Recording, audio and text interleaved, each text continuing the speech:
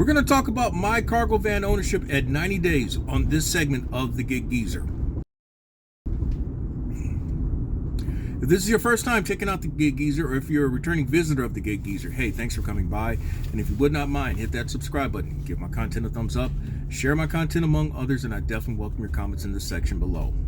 Today is Thursday, March 16, 2023.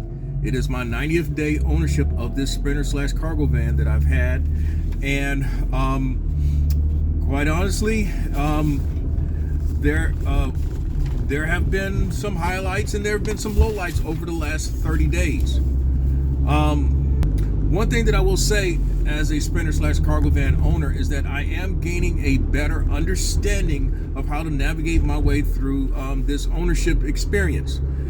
For the first 2 weeks, I was trying to wrap my brain around a lot of things. I mean, about dispatcher, logistics, really the strategy by which I'm going to try to make money. Just understanding how am I going to pay for what I've gotten into. There was a lot of things that has taken me time to kind of wrap my brain around. The main things initially was understanding dispatcher, understanding my authority, understanding logistic companies, understanding what would be, again, the best route for me to go about trying to make money. Well, truth be said too, I'm no different than the next person here on YouTube. I look at other folks' channels to try to gain some idea and perspective on how to go about doing things. And at the same time, I am sharing my experiences with others here on this channel.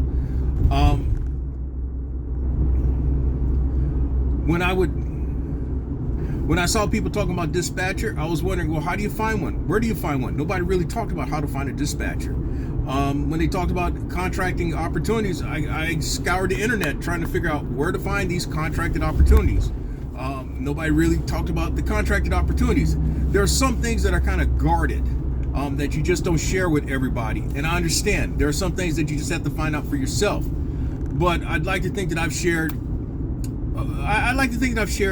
some useful information so far over the past 3 months with respect to my ownership of a Sprinter/cargo van. I've talked about rather consistently, though, the goal of making anywhere between $400 and $500 a day, which translates into making anywhere between $2,000 and $2,500 a week. And there are those who would be saying that I should be doing that, and I agree. But the challenging thing is getting there. And so that's the question of, where am I at 90 days? The short answer is that I'm getting there. I've been making incremental progress. So that means, as of yesterday, at least the actual computed numbers that I had as of March 15, 2023, over the last 30 days, I made $6,945.10. And that's in 24 days work, or averaging somewhere about $290 a day. When I add today's earnings, because I had a catering opportunity on the Deliver That app, which paid a minimum, I believe, of $40. And then as of now, I'm on my third freight delivery of the day. And I began my grind for today, my half grind, typically, which is what I do on Tuesdays and Thursdays. But this week, the half-day grind is going to be today, March 16, 2023, and Saturday, March 18, 2023. So when I add in today's work, which would be about $133, I have made over the last 30 days $7,078. So somewhere is about $7,080 over the last 30 days. And again, I'm averaging somewhere between $285 and $290 a day. Now, based on some of the content that I'll be sharing in this segment of the Gig Geezer, that's a pretty damn good month. 7 G's, almost 7,100 just on Sprinter/cargo van earnings. That's pretty damn good. Now, at the 60-day mark, which was this segment of the Gig Geezer, I'd shared that I'd made $6,090, just south of $6,100 over the second 30-day period that I had owned this van. Over the first 30-day period, I made $5,450. And so at that point, I'd made $11,665. Adding this $7,080, so we're at now about $18,645. Definitely averaging over $6,000 a month at a minimum, at least based on that interval for counting money. And now, if you ask, am I making progress? I would like to think those numbers suggest that I am making incremental progress. The challenge for me is to make it sustainable to accomplish other goals. Now, over my last 4 completed weeks, full weeks completed, I've earned in order $1,801.90, $1,458.64, $1,875.43, and $1,382.22. Now, I want to put all that into quick perspective, in that what I'm about to share is in no means trying to insult somebody, to degrade or diminish what they've accomplished. It has nothing to do with that. I just want to show you a comparison of what another driver has shared on his channel recently as to what I've been doing, and you make the decision for yourself as to who's doing. I mean, you could make the argument that both of us are at least both of us are making money at what we're doing, but maybe the comparison is how it's being done. That's the comparison that I perhaps should leave you, the viewer, to make. Now, this driver is based out of Clearwater, Florida. He had shared that he had his van since December, basically the same time as I have had my van. However, it has taken him 3 months to secure his first over-the-road load. And from that point, once he secured his first over-the-road load, he actually secured at a minimum of 3. He said 4 loads, but I only saw on his channel 3 loads that he documented on. And so I'm going to base this comparison on that documentation from his channel. Now, his first load was from Clearwater, Florida, the west coast of Florida, where he lives, up to Harrodsburg, Kentucky. That is an 850-mile trip. Then his next opportunity, it appears that there may have been a deadhead of 375 miles, but the next opportunity that he documented was from Valley, Ohio to Athens, Georgia. That trip was about 670 miles.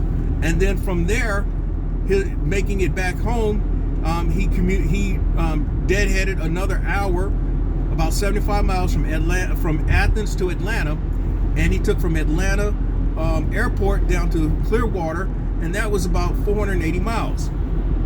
So based on those 3 trips alone, he drove at least 2,000 miles.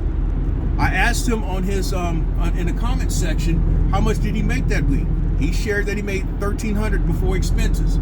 He said that after expenses, he cleared about $800. But if you base $1,300 on 2,000 miles driven, he averaged 65 cents a mile. And that's a big deal when you're talking over the road, because things are based on either a flat rate or a per mile rate.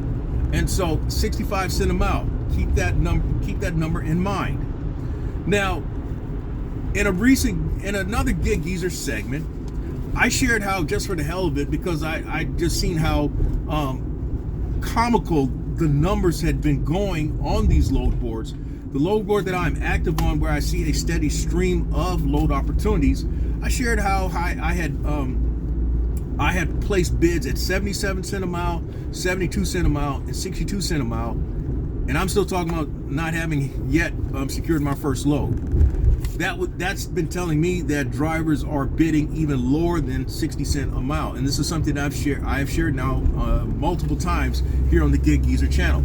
And by the way, if you like the content that's been provided in this segment or in any other segment, hit that subscribe button, give my content a thumbs up, share my content among others, and I definitely welcome your comments in the section below. Now,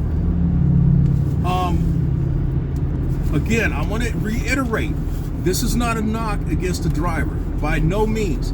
He was ecstatic at the fact that he finally got load opportunities. His business is now in motion. He has a chance to improve upon what he did that first week. In fact, the last time I saw his content uploaded, he shared how he had taken a load from Florida up to near the Myrtle Beach area. So he's as of today, he may be out doing another load. So I'm glad for him in that respect, and hopefully he's going to be making more money per mile as he learned more about the business as well. But remember, I shared that I made $1,801.90 for the week completing the most recent week that ended March 12, 2023. Last week I put in about 48 hours. Hell, I'll even give you 50 hours. Whereas that driver was away from home for a week. He spoke of how he did not like the cold weather, being that he is from Florida, particularly the west coast of Florida. And he also mentioned how the road was not all that kind to his body. And again, he made $1,300 gross for driving over 2,000 miles. I drove last week 1,490 miles. I averaged $1.20 a mile, which is very low for me based on what I have done. But I was home every night. The queen of my life saw me every day, and she saw me every night. I did make $1,890. The week before that, when I made $1,458, I drove 1,120 miles, and I averaged $1.30 a mile. And the week before that, when I made $1,875, I drove 950 miles. I averaged $1.94 a mile. And just for rounding out sake, the week that I made $1,382, I drove 815 miles, or earning about $1.69 a mile. Overall, over those previous full weeks completed, I drove a total of 4,375 miles. I made $6,518.19, averaging $1.48 a mile, or let's just say $1.50 a mile. I'll have another set of numbers that I'll share in this segment of the Gig Geezer. So that's just some type of perspective, okay?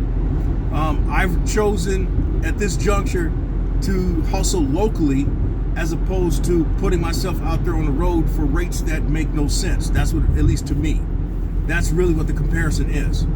But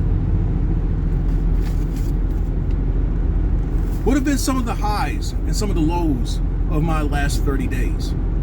I'll start with the lows.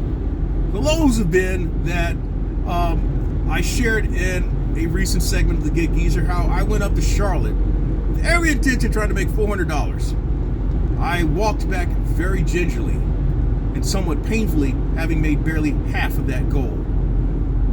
Another low might be that I've not always maximized my opportunities while I've been out each day that I've put in my grind and hustle. And what I mean by that is, I've shared this before. You can make the argument that I could have stayed out another hour or two to try to make additional monies, but I just felt that I was good with the dollars that I'd made. I guess my thinking is, if I stay out longer and I'm not making any additional money, then I'm going to be mad at myself. So, one of the things that I've shared consistently here on the Gig Geezer channel is some people have asked me, how many hours do I put in each week? I put in on average anywhere between 40 and 45 hours. And that's when I put in a full gig hustle, first and second half hustle, but basically 40, 45 hours a week. Last week was a little on the high end because I did a lot of driving, 48 hours. It's not often that I do that, but I may be putting in those type of hours considering how much, depending on how much more driving that I do in the course of a week. And I guess that may translate into how much more money that I'm making. But that said, the highs, I've mentioned about the goals of making $400-500 a day. I can say that I am making more days of $300 to $400 now, more so than before when I was just using my F-150. So basically, in other words, I am seeing more $300 and $400 days earned having now being a Sprinter / cargo van owner than I did when I was just running out of my F-150. I've also had a couple of $500 days over the last 90 days, and my personal single day best, $617.11. Additionally, over the last 30 days, I've had my best week in the gig economy, in which I made $1,875. And then I came back with last week $1,801. And now, and now I'm sharing that I'm making now $7,000 a month, which is incremental progress. Okay. Now,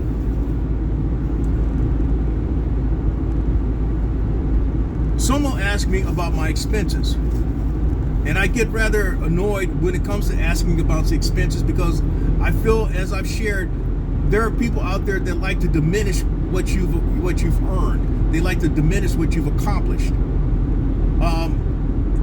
And at the same time, I understand that in a business, you do have to have some understanding of what your expenses are. In fact, someone suggested to me, hey, look, man, just try it. Just do the cost per mile. Even though I don't like using cost per mile, because I always have a good idea of the greater picture, of the larger numbers. It all comes out about the same, but for the sake of that, for the sake of that argument, I did try to figure out cost per mile over the last 30 days. And so before I go into that, my question though to people who always ask about expenses, when you go to apply for a car loan, or for a credit card, or for a home loan, or even if you're trying to apply for a place to rent, do they count your net income or do they count your gross income? Answer that question. Now, with respect to my expenses, and these numbers are from actually February 17 to yesterday, March 15, 2023. I spent over that stretch $960 on gas. Miscellaneous, which I consider like for equipment, like there's a brand new dolly that I bought earlier this week, $119. I bought a couple of reflective vests that cost like $6 each. I bought a brand new drill because I'll be using that drill to put in an E-track system very soon, and I'll mention that towards the end of this segment of the Gig Geezer.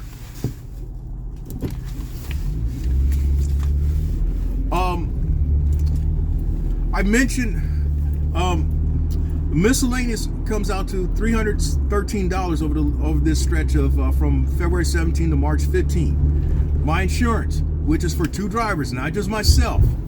It's the $1 million coverage with $100,000 cargo coverage, $1,496. Maintenance, which was a single purchase of $703 and change for tires, and then $21 for an air filter, $725 and change. And then interest paid. What I mean by that, according to the IRS, I cannot claim what I pay the actual note for my van or for my F-150, which are used for business purposes. But what I can count for IRS purposes is the interest paid. And so that's the number that I'm using. And that is, well, with the F-150, I use a percentage of the total amount paid. And so I count 80% of the interest paid. And then for the van, I count 100%. So that number is $693. So my total expenses for this stretch that I'm counting is $4,192.96 or $4,193.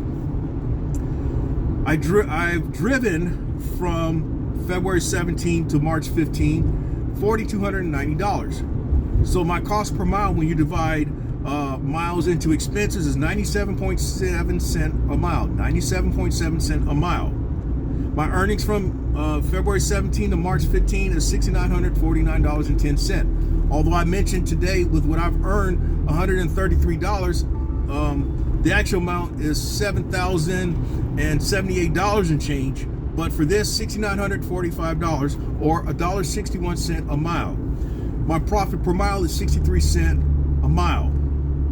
Now expenses fluctuate because you got variable expenses and you've got variable, and then you've got fixed expenses. That's your accounting terms. Your variable expenses are going to be like gas and maintenance and other miscellaneous costs. Your constants are going to be like insurance and your van note or your vehicle notes or taxes that are paid at a certain period of time. Now, my goal is to clear or make a profit of at least $1 per mile. Obviously, I'm not there. That means that I've got to do better in terms of minimizing my expenses and making more money. But the bottom line is, based on those numbers, I am operating in the black and not in the red. Now,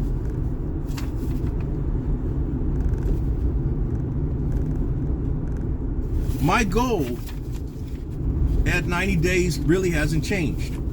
Now, I've mentioned of this incremental progress. That's because my goal is to make at least $8,250 a month. To make a sustained $8,250 a month, that translates into making over $100,000. When I'm making $100,000, then I'm entering into another type of bank money. That's commercial money, because banks will start dealing with commercial accounts at $100,000 or more in revenue per year.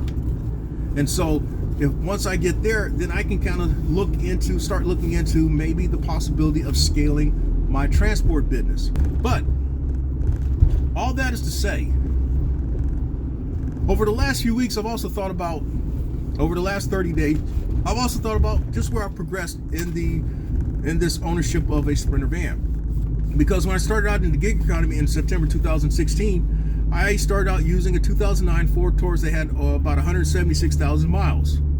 And at that time, my daughter was using our 2011 Maxima while she was attending school in Spartanburg.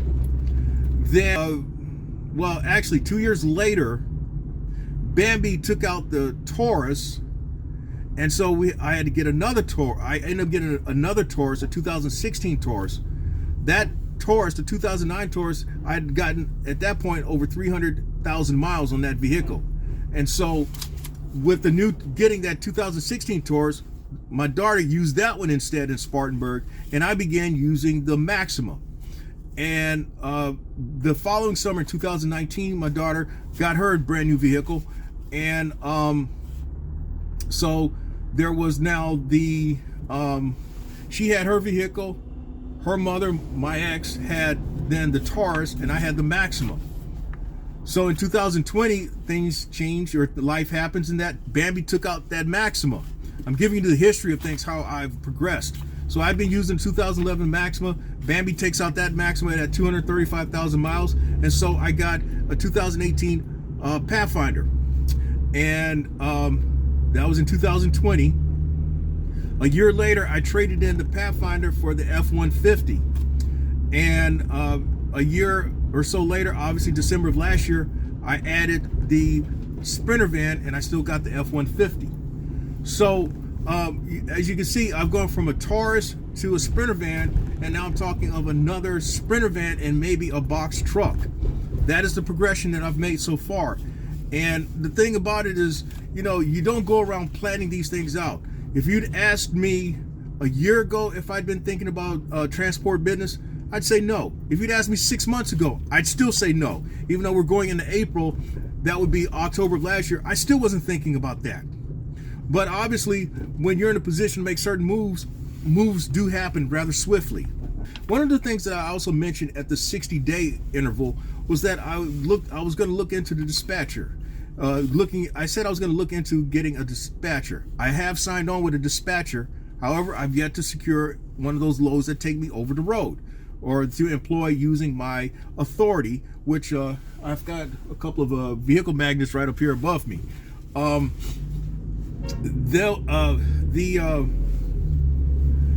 The market has been such that everybody knows it and everybody's talked about it. The market has been not so kind to Sprinter vans, and so the only way that you may be able to get those opportunities anyway is that you got to have some time with your authority, which I don't have.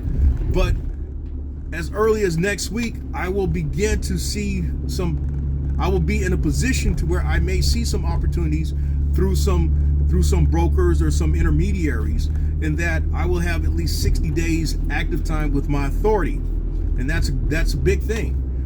At 90 days, I'll have more opportunities, and then at 180 days, I'll be in a position for even more opportunities, and then at 9 months, the same thing, and then at a year. What I've noticed is that the better paying companies, the ones that pay you the best, you got to have a year's worth of active time with your authority. But not everything is accomplished in 1 week, 1 month. or 1 year, but I'm in it for the long haul, and that's I guess that's a good thing. The next thing that I have done, the next thing that I've done from a business perspective, is that I've also added a factoring company. The factoring company is the ones that will get you paid sooner than later. And I guess the big thing about the factoring company that I'm dealing with, OTR Solutions, is that they have what's called non-recourse factoring, meaning that they're the ones who advance you the money and then collect the money from the people who are supposedly paying us. Well, if they can't recoup, if they can't get that money for those people, they will not charge me back. It's their responsibility to get what's then their money. They've given me my money, then it's up to them to get their money. Now, their cut is 4% of what I make. And if it works out the way it should, then that 4% is money well spent, at least in my book. So now, I also mentioned in recent segment of the Gig Geezer about how I have kept my van busy since I have not yet secured over-the-road opportunities. And I've already shared that what I would like to do is be less dependent on the gig food delivery work, and that's what I think I have been doing. I have been completing less DoorDash, Grubhub, and Ubereats orders in recent weeks. I have been doing more with the last mile delivery work and maybe the catering app opportunities that have come my way. And I like it that way. It's a lot less stressful for me. Even though I really haven't felt the stress, I just feel that really the gig food delivery part, the DoorDash, Grubhub, and Ubereats are more annoying than anything else. I don't have to deal with the potential of a contract violation. I don't have to deal with customers lying that they didn't get their food, or them trashing me with a 1-star rating because they didn't like the fact that they didn't get breadsticks or something like that, and they blame me, the driver. You don't experience that when you're dealing with last mile delivery work, or even for that matter with the catering app companies. Even though they may annoy you with wanting to know your ETA and all that stuff, they are less annoying. That's just my opinion. But the last thing that I'm looking at this 90-day juncture is to finally get it put in my eTrack system. I have priced it now. I mentioned last time that it probably cost me about $500, and I was kind of right, at least on that wild guess. But the exact number is somewhere in the $400 range. But I've priced the wood. It's going to cost me as much as $150, depending on. I may be off by one board of each depth or width. I may be off by one board of thickness. I have in mind of using what amounts to is 1/2 and 3/4 inch wood, and in which I would kind of set up this system in my cargo bed, and then there's the actual eTrack kit, and then there are the eTrack ratchet straps that I need to get. And then there are the self-drilling screws that I need to get. And that all comes out to somewhere about $400 to $425. Once I do that, I know then I'll be ready for on-the-road type of stuff. I've got a dolly. I've got 2 dollies. I've got reflective vests. I've got the first aid kit. I've got the fire extinguisher. I've got the emergency reflectors. So I'm ready to go. We'll see what happens over the next 90 days, because that's going to be when I upload my next Sprinter van ownership update, and then the one after that for this year is going to be at 1 year. Hopefully what I've shared in this segment of the Gig Geezer has been of some help and some motivation to you and some information. And if you like the content that's been provided in this segment or in any other segment, hit that subscribe button, give my content a thumbs up, share my content among others, and I definitely welcome your comments in the section below. I'm Inwood Lane, and as always, may your grind and may your hustle continue.